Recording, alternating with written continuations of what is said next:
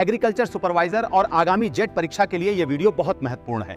यह वीडियो कृषि व्याख्याता द्वारा राजकीय माध्यमिक विद्यालय धौलपुर से तैयार किया गया है। नमस्कार। कभी सोचा है कि मिर्च इतनी तीखी क्यों होती है या टमाटर का रंग इतना गहरा लाल कैसे हो जाता है?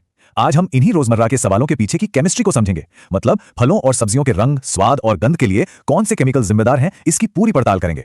ये वो सवाल हैं जो हम सबके दिमाग में कभी ना कभी जरूर आते हैं, और ये सिर्फ कोई आम सवाल नहीं है, इनके पीछे छिपा है ठोस विज्ञान। तो चलिए आज के इस विश्लेषण में हम इन्हीं सारे सवालों के वैज्ञानिक जवाब ढूंढते हैं।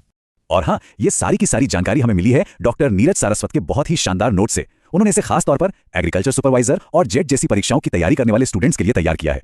तो एक एक बात को ध्यान से सुनिएगा, क्योंकि इनमें से कई चीजें पहले की परीक्षाओं में पूछी भी जा चुकी हैं। तो चलिए सबसे पहले हम रंगों की दुनिया में चलते हैं, देखते हैं कि प्रकृति इन सब्जियों और फलों में इतने सुंदर रंग भरती कैसे है। मतलब इन रंगों के पीछे कौन कौन से केमिकल्स का हाथ है।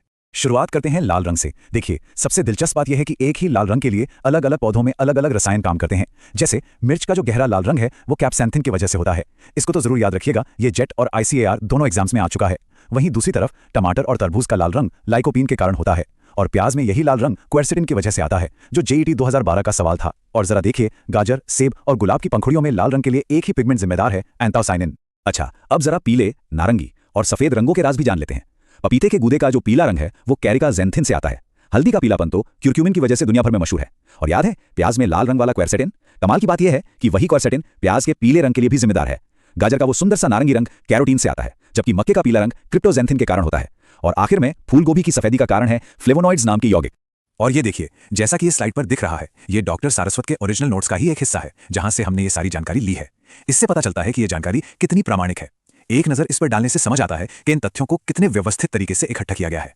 रंगों का ये सफर कुछ और कमाल के फैक्ट्स के साथ आगे बढ़ता है। आपने ध्यान दिया होगा कि अगर आलू को धूप में रख दें तो वो कभी कभी हरा हो जाता है। ये सोलेनिन नाम के एक कंपाउंड की वजह से होता है, जो ज्यादा मात्रा में जहरीला भी हो सकता है। इसीलिए तो कहते हैं कि हरे आलू को नहीं खाना चाहिए। बैंगन का वो खूबसूरत बैंगनी रंग एंथोसायनिन से आता है। हाँ, वही वाला जो सेब और लाल गाजर में भी था। और एक बहुत ही खास बात, गुलाब का नीला रंग जो बहुत दुर्लभ है, वो डेल्फिनिडिन नाम के एक रसायन से आता है।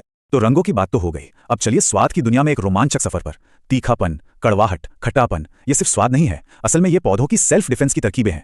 एक तरह की रक्षा प्रणाली जो उन्हें कीड़ों और बीमारियों से बचाती है। तीखेपन की बात हो और मिर्च का नाम ना आए, ऐसा हो ही नहीं सकता। मिर्च का तीखापन कैप्सेसाइन की वजह से होता है। प्याज में जो तीखापन हमें रुला देता है वो है एलाइल प्रोपिल डाइसल्फाइड। लहसुन में इसी का एक करीबी रिश्तेदार डाइएलिल डाइसल्फाइड पाया जाता है। मूली और सरसों के तेल, इन दोनों का तीखापन आइसोथियोसाइनेट से आता है। और शलगम का चरपराहट कैल्शियम ऑक्सलेट के कारण होता है। देखिए, ये एक ऐसा फैक्ट है जिसे एग्जाम के लिए जरूर याद रखना है। शलजम में चरपराहट का कारण कैल्शियम ऑक्सलेट है, और ये सवाल जेट 2011 की परीक्षा में सीधा सीधा पूछा गया था। तो इसे अपनी नोटबुक में स्टार मार्क कर लीजिए। अब उस स्वाद की बात करते हैं जो कुछ लोगों को पसंद है और कुछ को नहीं, मतलब कड़वाहट। खीरे में जो कभी कभी कड़वापन आ जाता है वो कुकुरबिटासिन की वजह से होता है। नीम की कड़वाहट, जो उसकी दवा वाली खासियत भी है, वो निम्बिडीन से आती है। करेले की मशहूर कड़वाहट मोमोडिसिन नाम के कंपाउंड के कारण होती है। और हाँ, कपास में पाया जाने वाला गॉसिपॉल भी एक बहुत जरूरी फैक्ट है, जो जोधपुर में 2017 की एग्रीकल्चर सुपरवाइजर परीक्षा में पूछा गया था। स्वाद के इस सफर में अब बारी है खट्टेपन की। चने की पत्ती में जो खटास होती है ना, वो मुख्य रूप से मैलिक एसिड और थोड़ी सी मात्रा में ऑक्सैलिक एसिड के कारण होती है। इमली का नाम सुनते ही मुंह में पानी लाने वाला खट्टापन टार्टरिक एसिड की देन है। और बेल में जो एक अलग सा कसैलापन होता है जिससे मुंह सूख सा जाता है, वो मार्मोलोसिन नाम के कंपाउंड के कारण होता है। चलिए अब अपने आखिरी सेक्शन की तरफ बढ़ते हैं। इसमें हम कुछ फसलों की खास गंध, उनमें पाए जाने वाले प्राकृतिक जहरीले पदार्थों और कुछ दूसरे जरूरी रासायनिक गुणों पर एक नजर डालेंगे। गोभी, ब्रोकली जैसी सब्जियों में एक अजीब सी गंध होती है, वो सिनेग्रीन के कारण आती है। कोल फसलों की एक अपनी ही खास गंध होती है जो डाइमिथाइल डाइसल्फाइड से जुड़ी है। और जो लोग पशुपालन से जुड़े हैं वो जानते होंगे कि साइलेज यानी जानवरों के लिए जो संरक्षित चारा होता है उसमें एक खास महक होती है, और वो ब्यूटेरिक एसिड के कारण होती है। यहाँ हम डॉक्टर सारस्वत के नोट्स का दूसरा पन्ना देख रहे हैं। इससे हमें पता चलता है कि नोट्स में कितनी गहराई से और कितने अलग अलग तरह के कंपाउंड्स को शामिल किया गया है, जो हमारे इस पूरे विश्लेषण का आधार है। जरा देखिए कि कैसे हर फसल के खास गुण को उसके रासायनिक कारण के साथ जोड़ा गया है। इस स्लाइड में कुछ बहुत ही जरूरी कंपाउंड्स हैं, जैसे पत्ता गोभी में इंडोल 3 कार्बेनॉल नाम का एक कैंसर रोधी तत्व पाया जाता है, जो इसे सेहत के लिए बहुत फायदेमंद बनाता है। गेहूं की रोटी का स्वाद ग्लूटामाइन से आता है। तंबाकू में पाया जाने वाला मुख्य एल्केलॉइड निकोटीन है। अब जरा कुछ चेतावनी वाले फैक्ट्स। अगर मूंगफली को ठीक से स्टोर न किया जाए तो उसमें एफ्लाटॉक्सिन नाम का एक खतरनाक जहरीला पदार्थ बन सकता है। और ज्वार में, खासकर जब वो छोटी होती है, तो HCN या धुरिन नाम का जहरीला कंपाउंड होता है। एक और एग्जाम का जरूरी सवाल, ये फैक्ट कि तंबाकू में मुख्य एल्कलाइड निकोटीन है, JET 2016 की परीक्षा का हिस्सा था। इससे आप समझ सकते हैं कि ये सारी जानकारी आपकी तैयारी के लिए कितनी ज्यादा जरूरी और काम की है। तो हमने ढेर सारे रासायनिक तथ्यों को कवर कर लिया है। अब वक्त है इस सारी जानकारी को समेटने का, ताकि एग्जाम के लिए रिवीजन करते समय आपको सबसे जरूरी बातें आसानी से याद रह सकें। ये कुछ मेन केमिकल ग्रुप्स हैं, इन्हें तो याद रखना ही है। मिर्च में कैप्सासिन और कैप्सैंथिन, टमाटर और तरबूज में लाइकोपेन, गाजर और पपीते में कैरेटिनॉइड, सेब, बैंगन और लाल गाजर में एंथोसायनिन, मूली और सरसों में आइसोथियोसाइनेट, खीरा परिवार में कुकुरबिटासिन और तंबाकू व आलू में पाए जाने वाले एल्कलॉइड जैसे निकोटिन और सोलेनिन।